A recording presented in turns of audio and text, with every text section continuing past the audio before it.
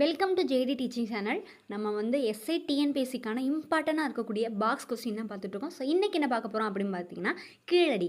கீழடி அப்படிங்கிறது எங்கே இருக்குது அப்படின்னு பார்த்தீங்கன்னா, மதுரைக்கு அருகில் சிவகங்கை மாவட்டத்தில் இருக்குது. அதில் ஸ்பெசிஃபிக்காக இப்போ உள்ள பாக்ஸில் வந்து கொடுத்துருக்காங்க.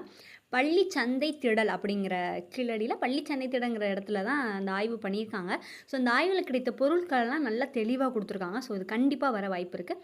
கீழடியில் கிடைத்த பலவிதமான பொருட்களும் அணிகலன்களும் சொல்லிட்டு இது தேவையில்லை. ஸோ படிகத்தினால் ஆன காதணி வந்து கீழடியில் கிடச்சிருக்கு. பாருங்களேன் எப்படி இருக்குது படிகம்னு. ஸோ இதை வந்து பிக்சரை வச்சு பார்க்கும்போது நமக்கு மறக்காது.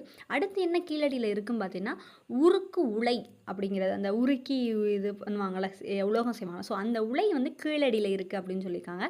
செங்கல் கட்டுமானங்கள் கீழடியில் கிடச்சிருக்கு அப்படின்னு சொல்கிறாங்க. அதுக்கப்புறம் என்ன இருக்குது அப்படின்னு பார்த்தோன்னா, செங்கல் தொட்டி.